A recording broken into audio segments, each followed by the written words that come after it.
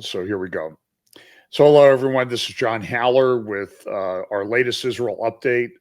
We're pleased to welcome today Doron Spielman, who currently has one of the best podcasts on Israel that I think is going right now at JNS, called True East. I would highly recommend that you go subscribe, follow the podcast, and particularly the recent interviews that he did with Harold Road, which especially the one on Turkey, which is, I think, entirely relevant to what's going on in the Middle East and Trump visit there right now.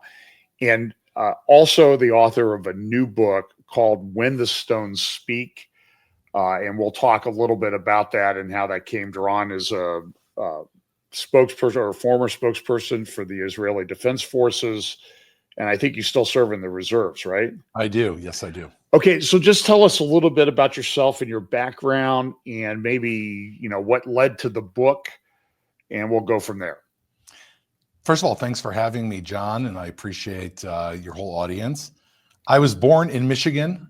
I actually happen to be in Michigan right now. I'm doing a tour for the book, and I came to Israel when I was 18 years old, just on one of these college trips, and I got the bug, and I saw the Israeli soldiers who were my own age and who were Jewish, and I kind of asked the question, why are they risking their lives? And I'm going to the university, but I went and finished university, and then I moved back to Israel, and I served in the IDF, and I became an IDF officer and a spokesperson. I've served over the last 26 years in more than 7 wars in the IDF. Most recently, I was called in on October 7th, and we can talk a little bit about that.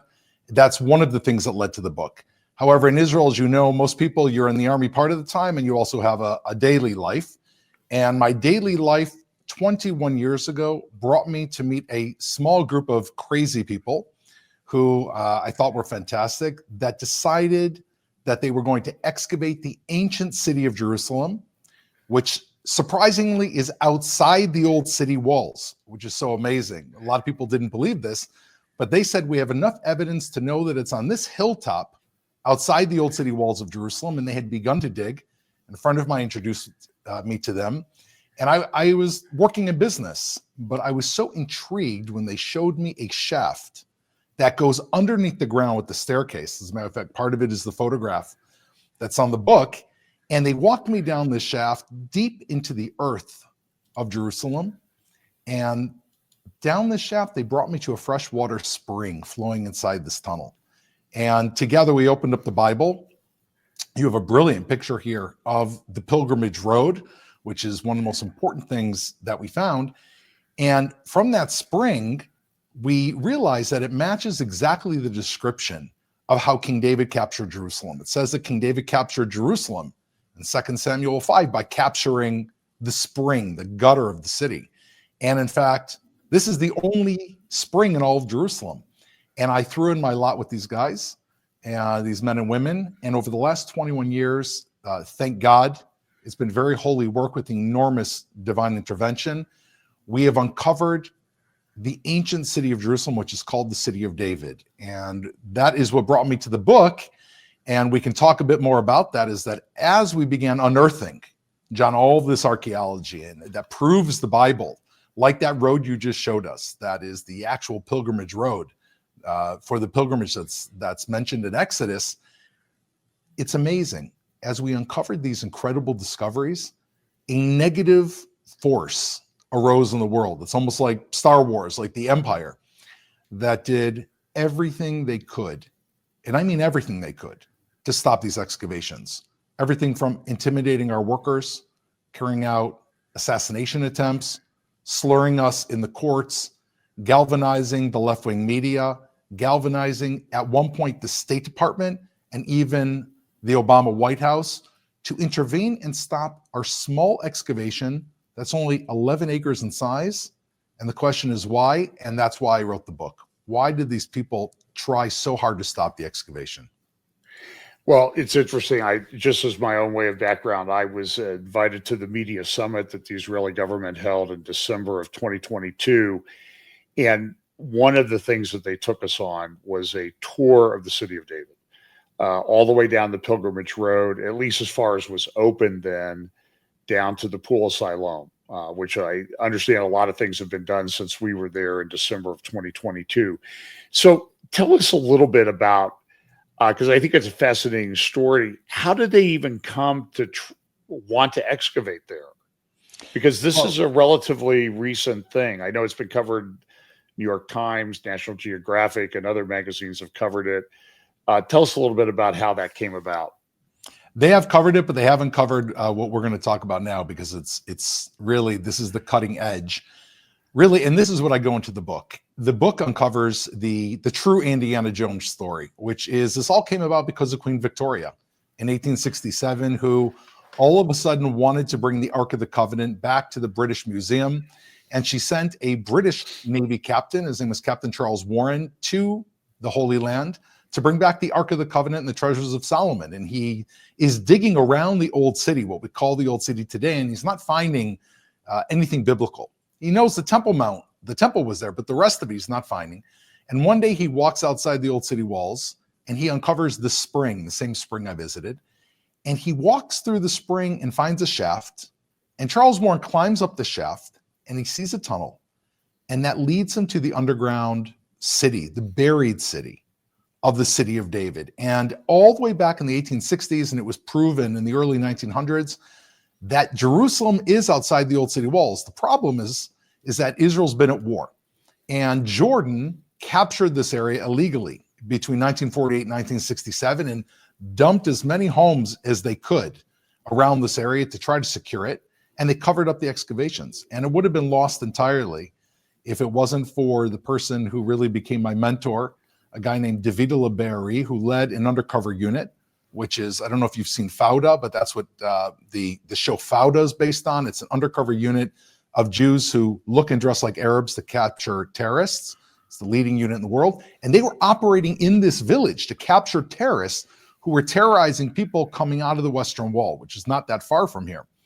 And one of his Arab informants said to him, he said, you know, there's all this buried stuff here. There's tunnels my kids play in that go deep inside the earth.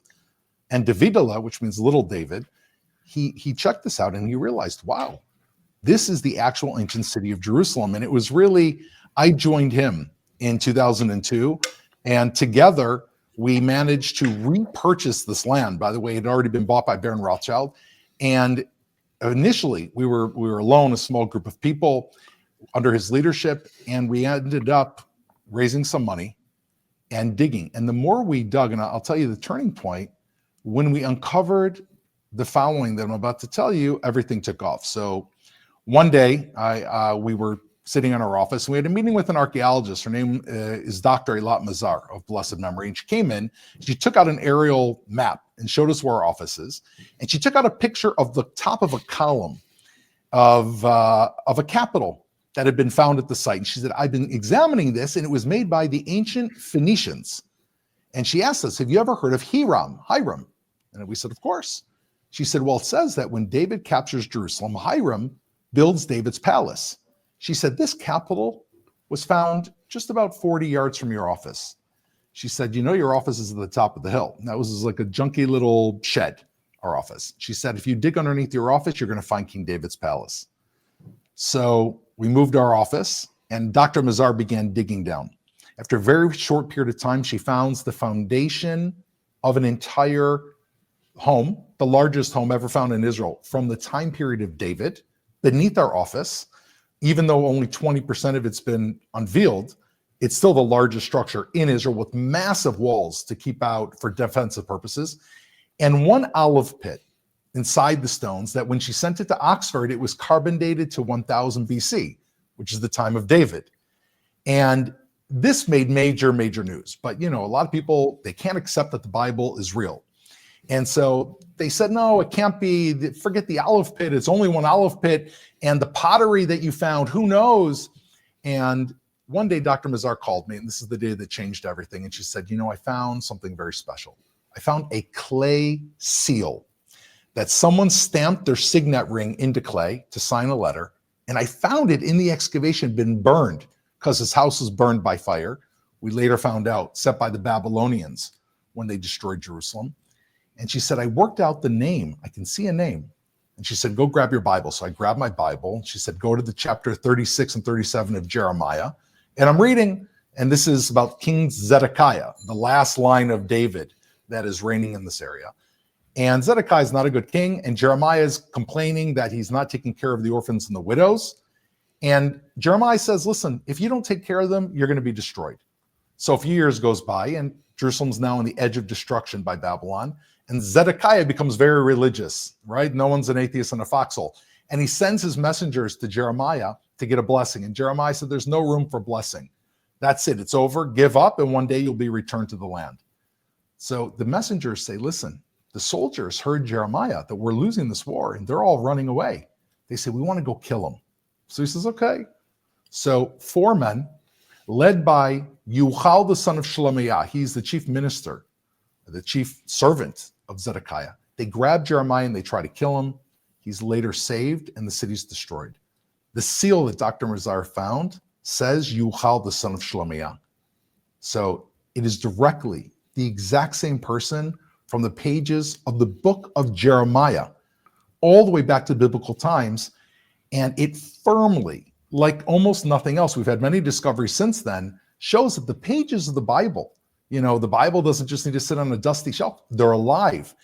When that happened, everything changed, to answer your question, and a flood of people, of press, and of Israel's enemies began to get involved and realize the vast importance of the site, that if you want to go down to your identity as a Jew, as a Christian, as an American, which is built on foundational biblical values, when you have this testament that it's actually real, it changes everything. And that's really when the site took off.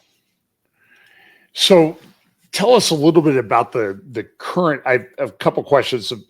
There's sort of this theory. Well, maybe I'll address that first. There's a theory floating around among evangelicals in America that the temple was actually located down in the city of David. Now, I asked this question. We were on our tour in December 2022, and I got to look. I don't remember the name of the guy, that an older guy.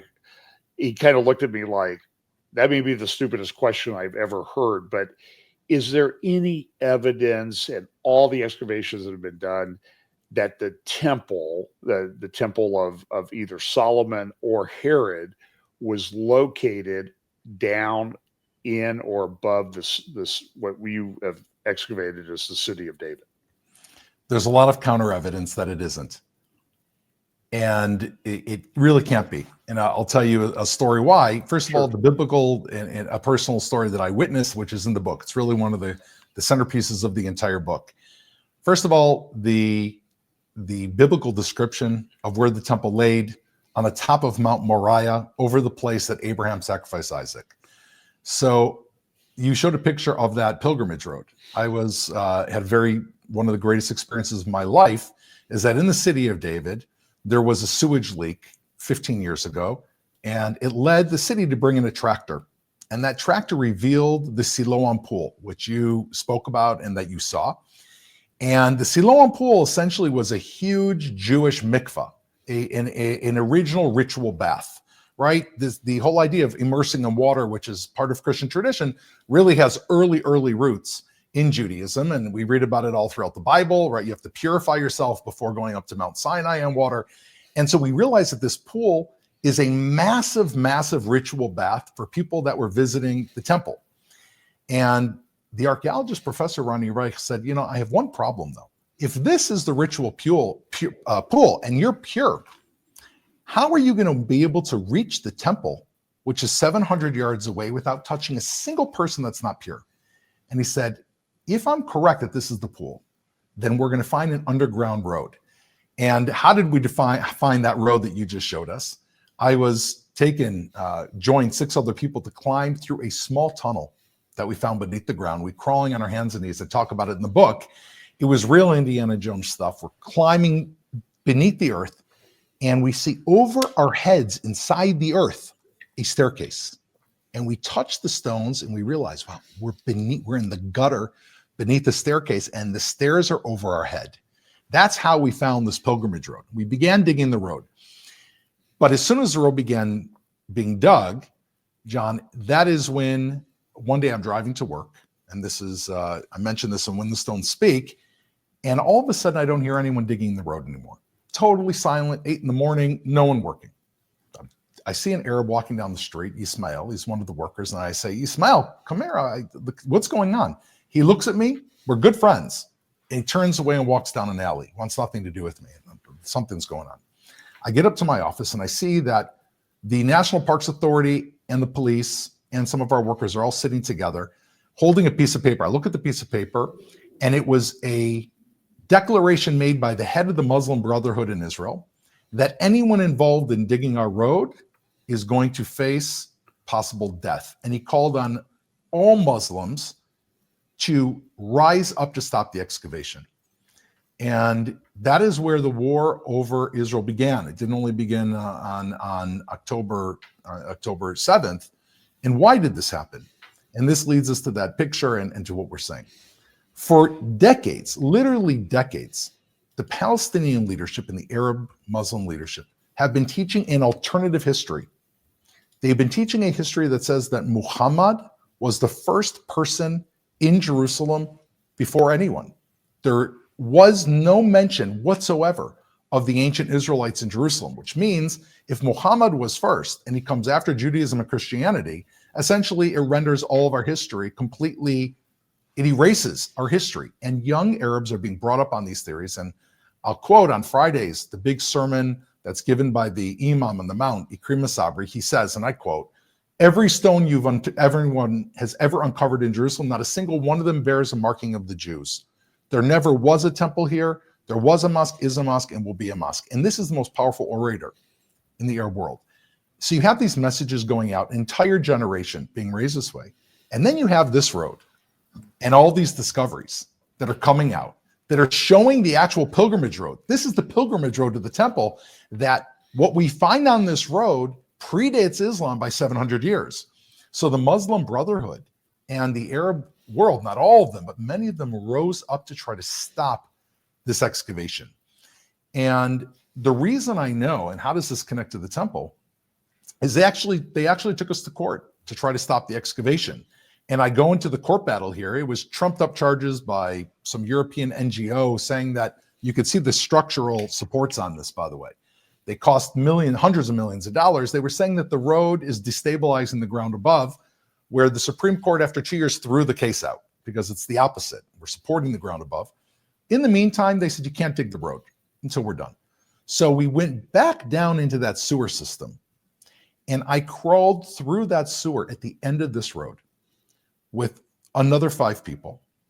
And we crawled all the way underneath the old city wall into the area of the old city, into the foundation stones of the temple. And we found the foundation stones of the Temple Mount where they are sitting directly, John, on Mount Moriah. We touched the bedrock of Mount Moriah, and you can see the first stones of the Temple Mount sitting right on there. And we know from the description that the temple, of course, was out Mount Moriah. And not only that, we found directly where it ends next to the Temple Mount 3 massive wells that were there for the pilgrims who were going up to the Temple Mount. And if that's not enough, I'll tell you one more thing we found. I'll give you one of the secrets that I reveal in the book, When the Stones Speak. We found one day, Eli Shukran, the archaeologist, found a golden bell. I have a picture of it here. I'll see if I can flip through it and find it here. So the golden bell, this is the golden bell right here. You can see it. There's a picture of a golden bell. Sure. I'm sitting in a meeting in my office, and Eli Shukran, the archaeologist, walks in, and he puts this clump of mud in my hand, and I can see a little bit of gold. And he says, "Do you know what this is?" I said, "No idea." He said, "Shake it." So I shook it, and I could hear the chime.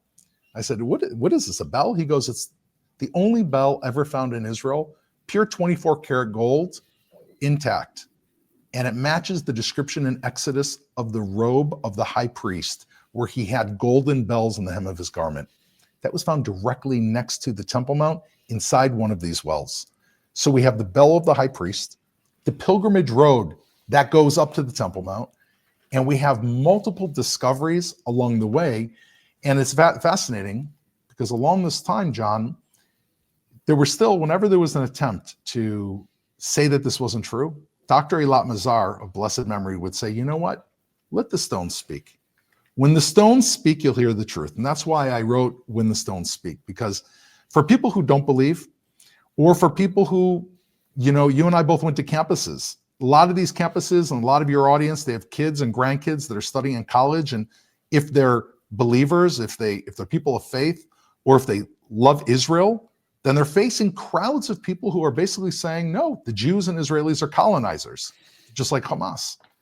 And this is the moment where those kids, this is why I wrote the book, those kids, their parents, anyone we know, we have got to let the stones speak. And when the stones speak and we hear that truth, then we have a job to do, which is to share it, which basically tells people the Bible's real. Jews have been here. The foundations of monotheism were here. And this is the time to take that stand. That's why I wrote this. And it really is based on that experience of that road. It's amazing you pulled up that picture. It's incredible because that road, which we're going to complete in the next 6 to 8 months, where your congregants, they'll be able to walk up this road, the people watching this. And that's the last leg is what I talk about in this book, what it's going to take in that last leg. Well, I will say, sort of shameless self-promotion, I'm leading a tour to Israel in October around Sukkot. And my goal is to get down as far as we can into the city of David, the Pool of Siloam, and also what you mentioned, the foundation stones. There's a great Temple model in the Old City, Temple Mount model that was done from the based on the surveys done in the 1800s, and also get the Western Wall tunnels tour. I did that on my own when I was there a couple of years ago, and it just it literally blew me away. It was like getting hit by a stone. And there's so many stories that I would love to go into. I hope to do this again. I know that I promised that I would keep you to a reasonable time. But tell us a little bit about what the future plans are for the city of David, where it stands, and then a little bit about where people can find you on social media. Sure. So I mentioned in When the Stones Speak, I tell the story of the transformation. If at first we were a small little team and the world was against us and we battled all these massive forces, including, again, the Obama White House, which personally came down against the site, things have changed today. And they really changed under the first Trump presidency with Ambassador David Friedman and a number of people who were with him, including Nikki Haley and other Congress people and senators, where they understood the importance of the city of David and the Israeli political spectrum, which, as we know, is often divided. However, they are united around the city of David, both the center and the center right and center left. One of the only things they can actually agree on is the importance of this site. So today, when you visit the city of David in October, you're likely to see a group of United Nations, this is true, ambassadors. We just had a group with Ambassador Danny Doron. And any politician that comes to Israel today, Israel knows to take them to this site. Because if you want people to know why Israel has a right to exist, why is Israel fighting in Gaza?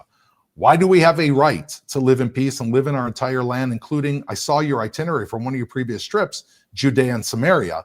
It all comes back to Jerusalem, right? It's all embedded in the bedrock. That is why they bring them to the city of David. And the reason I wrote the book is because I want that message to reach the world. I think we all have a role in doing that. And so today we have this momentum of people who truly stand behind the site. And it's incredible because the naysayers have spilled over into the campuses and are on the media. And the city of David today has been the counter to those arguments and the true support of Israel. So what we're going to see over the next few years is the excavations are continuing. We're going to have more biblical discoveries. Some of them I mentioned in the book, which haven't been released yet.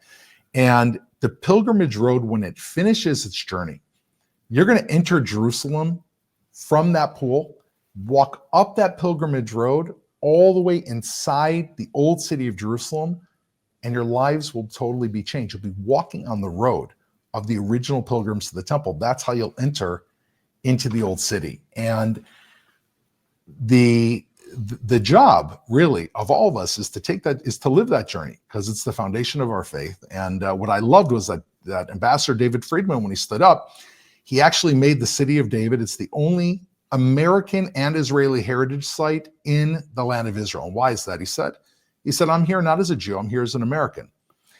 The foundation of the United States, as we know, are biblical values.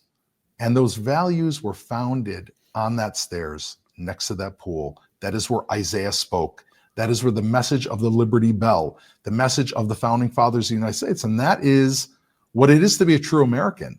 And therefore, when you do come on Sukkot, you're coming a person of faith. You're also coming as an American. And it's really a place where we come together. And I would say the call to action for that is that we have the knowledge to teach our friends and family the truth.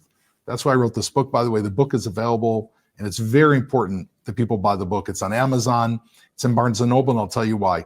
The publisher of this book is the 4th largest publisher in the world. And the fact that they stood up for a book that talks about the Bible and the proof of the Bible and the strength of Israel is incredible. And we need to support the project and the idea, and also show them more books like this have to come out to people in the world. And so that is what I'm doing. In addition to the book, I take these messages and speak to them. Thank you very much for the plug on the True East podcast. The idea of my podcast combines my history from the city of David with my role as an IDF spokesperson. And it's just incredible that when I'm speaking to the press and now when I give this podcast, everything we're going through, whether it's about Turkey or everything else, you need the historical context in order to understand the strategy that's taking place.